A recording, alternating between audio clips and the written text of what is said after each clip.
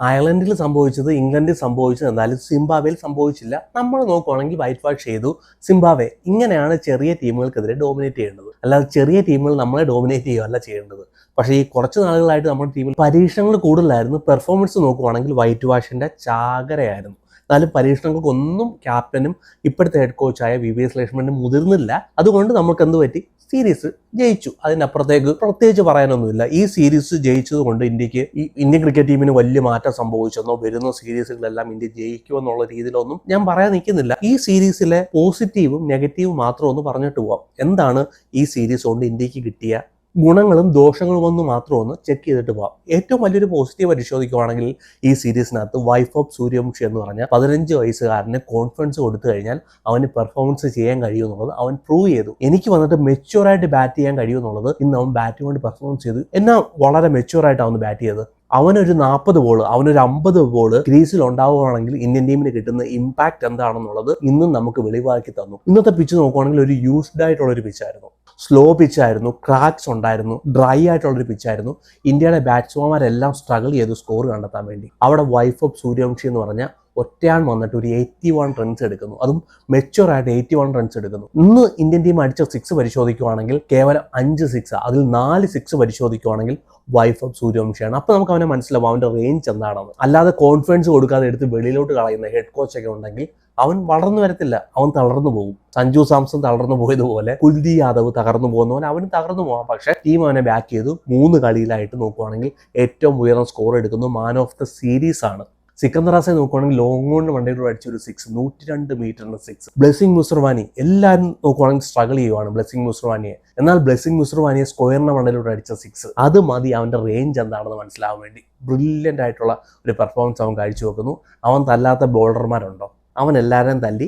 So England നോക്കുവാണെങ്കിൽ അവനൊരു മോശമായിട്ടുള്ളൊരു സീരീസ് ആയിരുന്നു. അതിനനുസരിച്ച് അവനെ ബാക്ക് ചെയ്യാൻ നിന്നില്ല. അത് ഇന്ന് നോക്കുവാണെങ്കിൽ അവൻ പിന്നെയും പ്രൂവ് ചെയ്തു. വെസ്റ്റ് ഇൻഡീസ് സീരീസ് വരാനിരിക്കുന്നു, അതിലേക്ക് എൻ്റെ പേര് പരിഗണിക്കപ്പെടണമെന്നുള്ള ഒരു സ്റ്റേറ്റ്മെന്റ് നോക്കുവാണെങ്കിൽ വൈഫ് ഓഫ് സൂര്യവംശി ഇന്നിട്ടു എന്നാണ് ഞാൻ പൂർണ്ണമായിട്ട് വിശ്വസിക്കുന്നത്. നമുക്ക് കാത്തിരുത്ത് കാണാം വരും കാലങ്ങളിൽ അവനൊരു ഇന്ത്യയുടെ ഒരു സൂപ്പർ സ്റ്റാർ ആണോ എന്നുള്ളത്. വരും കാലങ്ങളിൽ കാത്തിരുത്ത് കാണാം. പക്ഷേ അവന് കിട്ടിയ അവസരങ്ങളാകത്തെല്ലാം അവൻ പെർഫോമൻസ് ചെയ്യുന്നു. ഇനി അഭിഷേക് ശർമ്മയിലോട്ട് പോവുകയാണെങ്കിൽ അഭിഷേക് ശർമ്മ സഞ്ജു സാംസണുള്ള വഴി വെട്ടിക്കൊണ്ടിരിക്കുകയാണ്. മതി, ഞാൻ കളിച്ചതൊക്കെ ഇത്രത്തോളം മതി. ഇനി സഞ്ജു സാംസൺ നോക്കുവാണെങ്കിൽ വെസ്റ്റ് ഇൻഡീസ് സീരീസിനകത്ത് കളിക്കട്ടെ എന്ന് പറഞ്ഞുകൊണ്ട് സഞ്ജു സാംസൺ വഴി വെട്ടിക്കൊടുക്കുന്ന ഒരു അഭിഷേക് ശർമ്മയെ നമുക്ക് കാണാൻ കഴിഞ്ഞു. ഈ സീരീസിനകത്ത് 20 ബോൾ കളിച്ചു 11 റൺസാണ് എടുത്തത്. 11 റൺസ്. അത്രമാത്രം ഒരു ശോകമായിട്ടുള്ള ഒരു സീരീസാണ് അഭിഷേക് ശർമ്മയുടെ കടന്നുപോയത്. ഇഷാൻ കിഷൻ വന്നിട്ട് പെർഫോമൻസ് ചെയ്തു, തിലക് വർമ്മ പെർഫോമൻസ് ചെയ്തു, സൂര്യവംശി ചെയ്തു, ശ്രേയസ് അയ്യർ ഓക്കെ ഒരു ചെറിയ ക്യാമിയോ ഇന്നിങ്സ് ഒക്കെ കാഴ്ചവെച്ചു. എങ്കിലും അഭിഷേക് ശർമ്മ വന്നിട്ട് ബ്ലെസ്സിംഗ് മുസർവാനി എന്ന് പറയുന്ന ഒരു സ്റ്റാർ ബോളറിന്റെ മുമ്പിൽ സ്ട്രഗിൾ ചെയ്യുന്നു.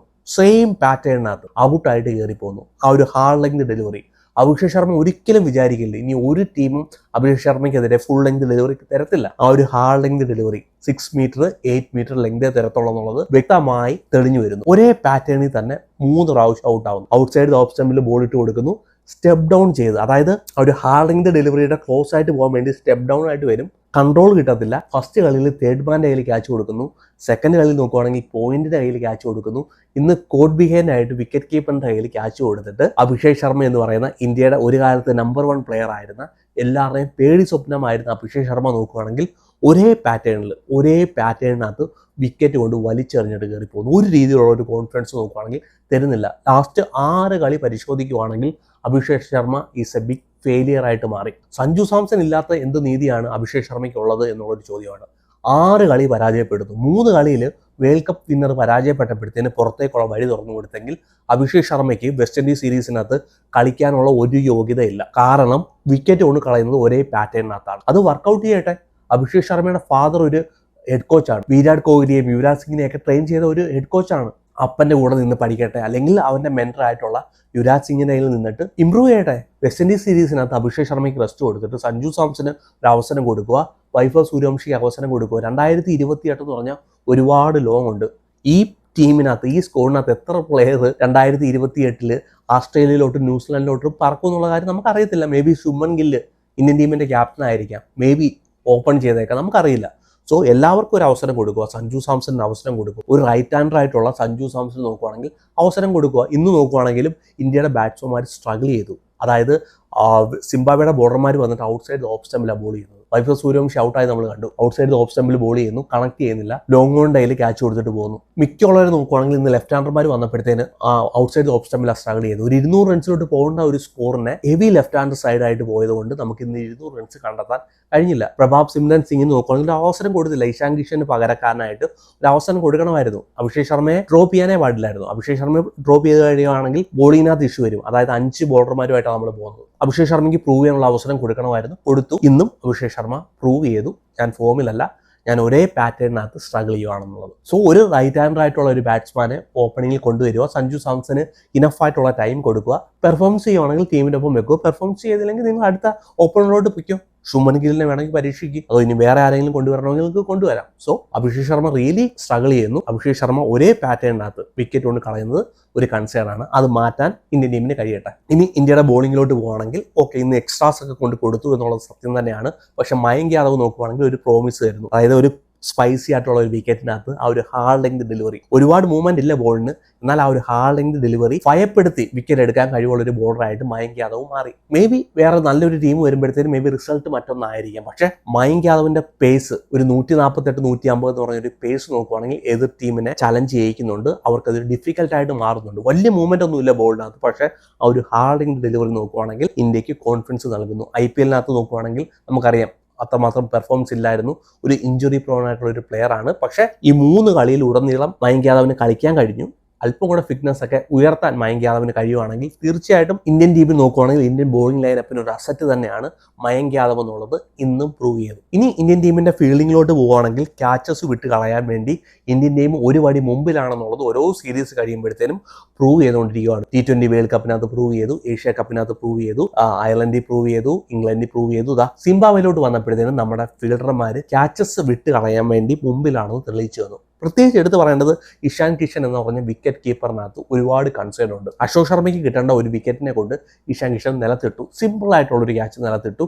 കഴിഞ്ഞ കളി നമ്മൾ കണ്ടു, ഒരു സ്റ്റംപിംഗ് ചാൻസ് വിട്ട് കളയുന്നതായിട്ട് കണ്ടു. So as a wicket keeper Ishan കിഷന് വന്നൊരു പരാജയമാണ്. ഉടനീളം ഇപ്പോഴല്ല, T20 വേൾഡ് കപ്പിനകത്ത് നമ്മൾ കണ്ടു. അതുപോലെ തന്നെ ഓരോ സീരീസിനകത്തും ഇഷാൻ കിഷൻ തെളിയിച്ചുകൊണ്ടിരിക്കുകയാണ്. വിക്കറ്റ് കീപ്പിങ്ങിന്റെ പുറകിൽ ഇഷാൻ കിഷൻ ഒരു ബെറ്റർ ഓപ്ഷനേ അല്ല. ഇന്ത്യയുടെ ഫസ്റ്റ് വിക്കറ്റ് കീപ്പർ ആവാനുള്ള ഒരു ക്വാളിറ്റി ഗ്ലൗസ് കൊണ്ട് ഇഷാൻ കിഷൻ ഇല്ല. അതുപോലെ തന്നെ ഇന്ത്യയുടെ ഫീൽഡർമാർ ക്യാച്ചസ് കൊണ്ട് കളയുന്നു. ഈ സീരീസ് മൊത്തത്തിൽ നോക്കുവാണെങ്കിൽ ഏതോ 5 or 6 ക്യാച്ചസ് ഇന്ത്യയുടെ ഫീൽഡർമാർ കൊണ്ട് കളഞ്ഞു. ഇന്ത്യയുടെ ഫീൽഡിംഗ് കോച്ച് മാറിയിട്ടുണ്ട്. ഇനി പുതിയൊരാളെ അതിന് ജോയിനാക്കി ആവണം. മേ ബി ഇന്ത്യയുടെ ഫീൽഡിംഗ് മെച്ചമാക്കാൻ കഴിയുമായിരിക്കും. BCCയും കോച്ചിങ് സ്റ്റാഫും മെയിനായിട്ട് ഫോക്കസ് ചെയ്യേണ്ട ഒരു മേഖലയാണ് ക്യാച്ചസ്. എല്ലാ കളിയിലും ഇങ്ങനെ ക്യാച്ചസ് കൊണ്ട് കളഞ്ഞാൽ ജയിക്കാൻ കഴിയത്തില്ല. മേ ബി സിംബാബ്വേക്കെതിരെ ജയിച്ചെന്ന് വരാം, പക്ഷേ വലിയ ടീമുകൾക്കെതിരെ ക്യാച്ചസ് ഇങ്ങനെ വിട്ട് കളഞ്ഞാൽ എന്താണോ അയർലൻഡിൽ സംഭവിച്ചത്, എന്താണോ ഇംഗ്ലണ്ടിൽ സംഭവിച്ചത്, അത് തന്നെ സംഭവിക്കും. ക്യാച്ചസ് വിട്ട് കളയുന്നത് ഇന്ത്യൻ ടീമിന്റെ വലിയൊരു ബലഹീനതകളായിട്ട് മാറുന്നു. ശ്രേയസ് അയ്യറിന്റെ ക്യാപ്റ്റൻസി നോക്കുവാണെങ്കിൽ 2 സീരീസിൽ നിന്നും ബെറ്റർ ആയിട്ടുണ്ട്. നല്ല രീതിയിൽ നോക്കുവാണെങ്കിൽ ക്യാപ്റ്റൻസി, ബോളിംഗ് റൊട്ടേഷൻ ഒക്കെ നോക്കുവാണെങ്കിൽ ബെറ്റർ ആക്കിയിട്ടുണ്ട്. അതിലും അല്പം കൂടെ ബെറ്റർ ആക്കാൻ ഇനി വരുന്നുള്ള സീരീസിനകത്ത് കഴിയട്ടെ. ഈ ഒരു സീരീസ് വിജയം മേ ബി ഒരു കോൺഫിഡൻസ് കിട്ടിക്കാണും ശ്രേയസ് അയ്യർ എന്നൊരു ക്യാപ്റ്റന്. അത് ഇമ്പ്രൂവ് ആവാൻ കഴിയട്ടെ. ഇനി മിഡിൽ ഓർഡറിനകത്തോട്ട് വരുവാണെങ്കിൽ ചെറിയ കൺസേൺ ഉണ്ട്. ശ്രേയസ് അയ്യർ നമുക്കറിയാം ഒരു റണ്ണ ബോൾ കളിക്കുന്ന ഒരു പ്ലെയർ ആണ്. പിന്നാണ് ബിഗ് ഹിറ്റിങ്ങിന് വേണ്ടി പോകുന്നത്. പക്ഷേ ഈ സീരീസിനകത്ത് ബിഗ് ഹിറ്റിങ്ങിനെല്ലാം പോയപ്പോഴത്തേനും വിക്കറ്റ് കൊണ്ട് കളയുന്നതായിട്ട് കണ്ടു ശ്രേയസ് അയ്യർ. തിലകവർമ്മ നോക്കുവാണെങ്കിൽ കഴിഞ്ഞ കളിയിൽ നല്ലപോലെ പെർഫോമൻസ് ചെയ്തു. പക്ഷേ ഇന്ന് ഒരു ഫിനിഷറിന്റെ റോളിലോട്ട് എത്തേണ്ട തിലകവർമ്മയ്ക്ക് ആ ഒരു ഫിനിഷറിന്റെ റോളിലോട്ട് എത്താൻ കഴിഞ്ഞു. റിങ്കു സിംഗ് വന്ന ആ ഒരു അടി അടിച്ചില്ലായിരുന്നെങ്കിൽ ആ ഒരു സ്കോറും കയറാൻ വളരെ പ്രയാസമായിരുന്നു തന്നെ. സോ സ്ട്രൈക്ക് റേറ്റ് മിഡിൽ ഓർഡറിനകത്ത് ശ്രേയസ് അയ്യർ, ഇഷാൻ കിഷൻ, തിലകവർമ്മ ഈ 3 പ്ലേയേഴ്സും കൂടെ ഒരേ പാറ്റേണിൽ കളിക്കുമ്പോഴത്തേന് ഇന്ത്യക്ക് ഒരു 220 പോകേണ്ട സ്കോറിനെ പുറകിലോട്ട് വലിക്കുന്നു എന്നൊരു സംശയമുണ്ട്. ഇഷാൻ കിഷൻ പ്രൂവ് ചെയ്തു. ഇഷാൻ കിഷൻ നോക്കുവാണെങ്കിൽ പ്രൂവ് ചെയ്തു. പക്ഷേ അല്പം കൂടെ പേസും ബൗൺസും കിട്ടുന്ന പിച്ചിനകത്ത് ഷോർട്ട് ബോളിനെതിരെ ഇഷാൻ കിഷന്റെ പെർഫോമൻസ് എങ്ങനെയാണെന്നുള്ളത് എല്ലാവരും വിലയിരുത്തും. തിലകവർമ്മയുടെ പെർഫോമൻസ്, തിലകവർമ്മയ്ക്ക് എനിക്കും തോന്നുന്നു നമ്പർ 3 ആണ് ബെറ്റർ ആയിട്ടുള്ള ഒരു പൊസിഷൻ. പക്ഷേ തിലകവർമ്മയ്ക്ക് അവിടെ കളിക്കാൻ പറ്റണമെങ്കിൽ ഇഷാൻ കിഷൻ ടീമിൽ ഉണ്ടാകാൻ പാടില്ല. പക്ഷേ ഇഷാൻ കിഷൻ എനിക്ക് തോന്നുന്നില്ല അത്ര പെട്ടെന്ന് ടീമിന് പുറത്തേക്ക് പോകുന്നുള്ളത്. തിലകവർമ്മ നമ്പർ 5 കളിക്കുമ്പോഴത്തേന് അല്പം കൂടെ സ്ട്രൈക്ക് റേറ്റ് ഉയർത്തി. ഒരു കളിയിൽ പെർഫോമൻസ് ചെയ്യും, അടുത്ത കളിയിൽ സ്ട്രൈക്ക് റേറ്റ് താഴേക്ക് പോകുകയാണെങ്കിൽ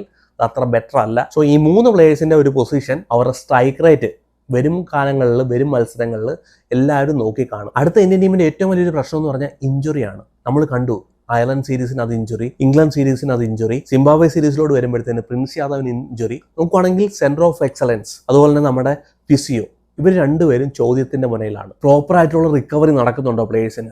അവർ ഇഞ്ചുറിയിൽ നിന്ന് പൂർണ്ണമായിട്ട് മുക്തി നേടുന്നുണ്ടോ? അതോ ചില ഹെഡ് കോച്ചുമാരുടെ നിർബന്ധ പ്രകാരം പ്ലേയേഴ്സിനെ പെട്ടെന്ന് തന്നെ റിലീസ് ചെയ്ത് ടീമിനൊപ്പം വിടുവാണോ? പൂർണ്ണമായിട്ടുള്ള ഒരു റിക്കവറി നടക്കുന്നുണ്ടോ? ഒരു പൂർണ്ണമായിട്ടുള്ള ഒരു പ്രോസസ്സ് നടക്കുന്നുണ്ടോ? അത് സെന്റർ ഓഫ് എക്സലൻസിലായാലും അതുപോലെ തന്നെ ഇന്ത്യൻ ടീമിന്റെ ഫിസിയോടെ മേളിലും ചോദ്യങ്ങൾ ഉയരാം. ശുഭ്മൻ ഗില്ലിന് ക്രാമ്പ് വരുന്നതായിട്ട് നമ്മൾ കണ്ടു. അതുപോലെ തന്നെ രോഹിത് ശർമ്മയ്ക്ക് ക്രാമ്പ് വരുന്നതായിട്ട് കണ്ടു. ഒരുപാട് പ്ലെയർ, ബുംറ, സുന്ദർ, അക്ഷിത് റാണ, വരുൺ ചക്രവർത്തി അടക്കമുള്ളവർ ഇഞ്ചുറി ആയിട്ട് പുറത്തേക്ക് പോകുന്നതായിട്ട് കണ്ടു. ശുഭ്മൻ ഗില്ല് വന്നിട്ട് പ്രസ് കോൺഫറൻസിനകത്ത് പറയേണ്ടതായിട്ട് വന്നു, ഈ ഒരു ഇഞ്ചുറി കൺസേൺ ഇന്ത്യൻ ടീമിന്റെ ബാലൻസിനെ ബാധിക്കുന്നുണ്ട്. ഒന്ന് പരിശോധിച്ച് നോക്കിക്കേ, വേൾഡ് കപ്പിനകത്താണ് ഇങ്ങനെ സംഭവിക്കുന്നതെങ്കിലോ.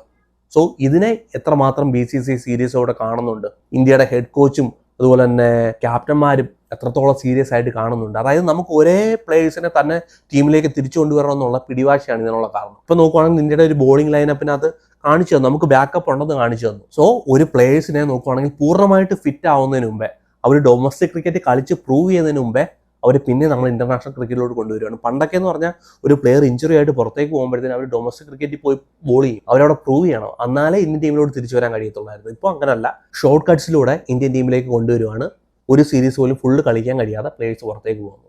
അത് ഇന്ത്യൻ ടീം പരിഹരിക്കുമായിരിക്കും. പിന്നെ VVS ലക്ഷ്മൺ എന്ന് പറഞ്ഞ ഒരു ഹെഡ് കോച്ച് നോക്കുവാണെങ്കിൽ ഇന്ത്യക്ക് ആവശ്യമായൊരു ഹെഡ് കോച്ചാണ്.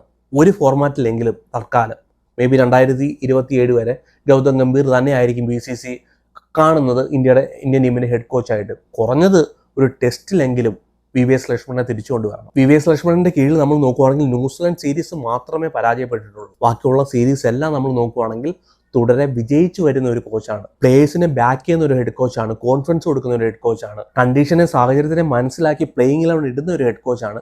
ഇങ്ങനെ ഒരു ഹെഡ് കോച്ചിനെ കുറിച്ച് BCCI തീർച്ചയായിട്ടും പരിഗണിക്കണം തീർച്ചയായിട്ടും, ഒരു ഫോർമാറ്റിലെങ്കിലും. ഇനി നോക്കുവാണെങ്കിൽ ശ്രീലങ്കയ്ക്കെതിരെ ടെസ്റ്റ് നടക്കാൻ പോവുകയാണ്. ഒരിക്കലും ഇന്ത്യൻ ടീമിനെ സംബന്ധിച്ചിടത്തോളം ഈസി അല്ലായിരിക്കും ആ ടെസ്റ്റ്. VVS ലക്ഷ്മണന്റെ ഒരു എക്സ്പീരിയൻസ് നോക്കുവാണെങ്കിൽ ടെസ്റ്റിനകത്ത് വളരെ ഇമ്പോർട്ടൻ്റ് ആണ്. നിങ്ങൾ നോക്കുവാണെങ്കിൽ വൈറ്റ് ബോൾ ക്രിക്കറ്റിനകത്ത് 2027 വരെ ഗൗതം ഗംഭീറിന് കോൺട്രാക്ട് കൊണ്ട് വെച്ചോ. പക്ഷേ VVS ലക്ഷ്മണനെ പുറത്തിരുത്താനുള്ളതല്ല, ഇന്ത്യയുടെ ടീമിനെ ട്രെയിൻ ചെയ്യാനുള്ളതല്ല, ഇന്ത്യൻ ടീമിനെ ട്രെയിൻ ചെയ്യാനുള്ള പക്വതയൊക്കെ എന്നേ VVS ലക്ഷ്മണൻ ഉണ്ട്.